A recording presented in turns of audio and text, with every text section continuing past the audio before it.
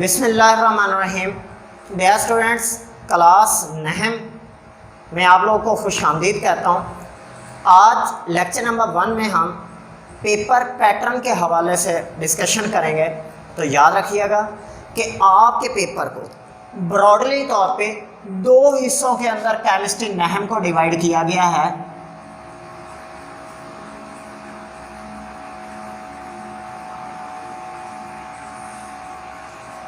एक objective part होता है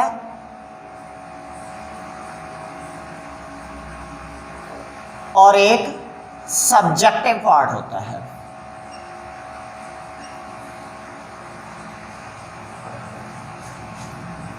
objective part MCQs based question होते हैं और 12 एमसीक्यू पूछे जाते हैं। मार्क्स कितने होते हैं? 12 ही होते हैं। नंबर ऑफ क्वेश्चंस भी कितने होते हैं? 12। एमसीक्यू से क्या मुराद है? Multiple choice questions.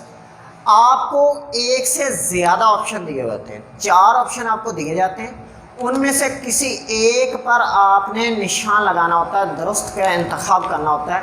वो वाले क्वेश्चन आपको टोटल 12 पूछे जाएंगे और 12 के ही आपने आंसर्स देने होंगे। तो आपके 12 नंबर इस हिस्से में रखे गए हैं और इसके लिए टाइम आपको जो है वो दिया जाता है 15 मिनट। ठीक हो गया। उसके बाद जो आपका सब्जेक्टिव पार्ट है, इसको फर्दर 2 हिस्सों में डिवाइड किया गया है। एक सब्जेक्टिव पार्ट 1 और एक सब्जेक्टिव पार्ट 2।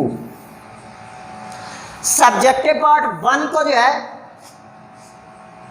पोर्शन को शॉर्ट आंसर्स एंड क्वेश्चंस के अंदर डिवाइड किया गया है।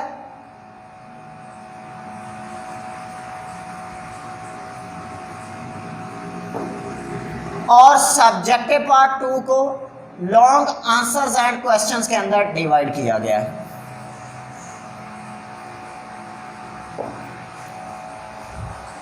शॉर्ट आंसर्स मीन मुख्तसर जवाब दें। मुख्तसर जवाब से मुराद जितनी चीज़ पूछी हुई है जस्ट उसी को आपने बयान करना है।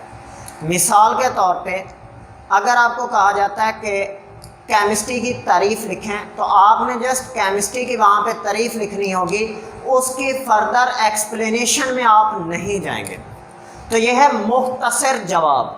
अगर हम इसकी बात करें तो इसको further short answers and question वाले पोर्शन को 3 हिस्सों में डिवाइड किया गया है। Short answers and questions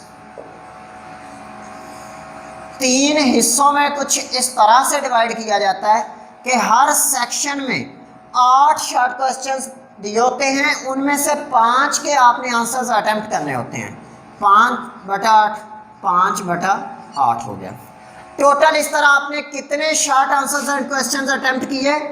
15 attempt किए। एक शॉर्ट आंसर्स के नंबर थे 2। टोटल कितने हो गए? 30 मार्क्स हो गए। तो आपके टोटल मार्क्स अब तक कितने हो चुके हैं? 30 और 12 42 मार्क्स हो चुके हैं आपके। उसके बाद अगर हम बात करें सब्जेक्टिव पार्ट 2 के हवाले से, तो इसमें लॉन्ग आंसर्स एंड क्वेश्चंस के हवाले से हमारे पास 3 अटेम्प्ट करने होते हैं, 2 अटेम्प्ट करने होते हैं, 3 गिवन होते हैं। मैं यहाँ पे बेटा रिपीट करता चलूँ कि लॉन्ग आंसर्स एंड क्वेश्चंस वाले पोर्शन में 2 अटेम्प्ट करने होते हैं, 3 आपको क्वेश्चंस पूछे जाते हैं। हर क्वेश्चन के आगे ए बी और ए बी पार्ट दिया होता है। ठीक हो गया। अगर आपने कोई भी 2 क्वेश्चन जो अटेम्प्ट करने हैं, उनके ए और बी दोनों पार्ट्स आपको अटेम्प्ट करना होते हैं। उसमें ए पार्ट के नंबर जो होते हैं वो 5 होते हैं और बी पार्ट के नंबर जो होते हैं वो 4 होते हैं। इधर भी इसी तरह 5 नंबर इसके, 4 नंबर इसके, 5 नंबर इसके, 4 नंबर इसके। सो टोटल आपने कोई से 2 क्वेश्चन आपने चूंकि अटेम्प्ट करने हैं, लेट्स सपोज आपने ये 2 क्वेश्चन अटेम्प्ट किए, एक क्वेश्चन ये और एक क्वेश्चन ये वाला क्वेश्चन आपने स्किप कर दिया, तो टोटल 5 और 4 9 नंबर का एक सवाल हो गया, 9 नंबर का दूसरा सवाल हो गया। टोटल आपके लॉन्ग आपने अटेम्प्ट कितने किए? 2। एक लॉन्ग के मार्क्स कितने थे? 9। इसके कितने बन गए हमारे पास? 18 नंबर बन गए। सो सब्जेक्टिव पार्ट की अगर हम बात करें तो ये टोटल हमारे पास कितने मार्क्स का बनेगा? 48 मार्क्स का बनेगा। जो 48 मार्क्स हैं उसको हम इधर सब्जेक्टिव पार्ट 2 के साथ लिख लेते हैं। ऑब्जेक्टिव के हमने बोला 12 मार्क्स होते हैं, सब्जेक्टिव पार्ट 2 के टोटल 48 मार्क्स होते हैं। सो 12 और 48 कितने हो गए? 60 हो गए। ये आपके टोटल 60 मार्क्स का पेपर होता है। ठीक है, तो मैं आपको यहाँ पे ये बात मेंशन करता चलूँ बेटा कि केमिस्ट्री मोस्ट इज़ सब्जेक्ट है। अगर आप एफर्ट करें तो इसमें से आप बड़ी अच्छी तरीके से बहुत आसानी के साथ पूरे मार्क्स भी हासिल कर सकते हो, अंडरस्टैंडिंग भी आप डेवलप कर सकते हो अगर आप कोशिश करें तो। देखें, आपको जो सब्जेक्टिव पार्ट है उसको अगर आप कंपेयर करें अपने पहले वाले निज़ाम तालीम के साथ जिसमें आप 8वीं तक पढ़ते आए हो, तो उसके मुकाबले में आसान हो गया है। क्योंकि बेटा 8वीं में आपको हिस्सा इंशाई में जितने सवाल पूछे जाते थे आपको उतने के ही जवाब देने पड़ते थे। यहाँ पे आपको शॉर्ट पोर्शन जो था, शॉर्ट आंसर्स एंड क्वेश्चन, उसमें भी हर सेक्शन में 3-3 शॉर्ट आंसर्स वाले क्वेश्चन अजाफी दिए गए हैं। अगर किसी बच्चे को कोई एक आध खुदा ना खास्ता नहीं आता होगा तो 8 में से कोई से 5 करने हैं, वो कर ही लेगा।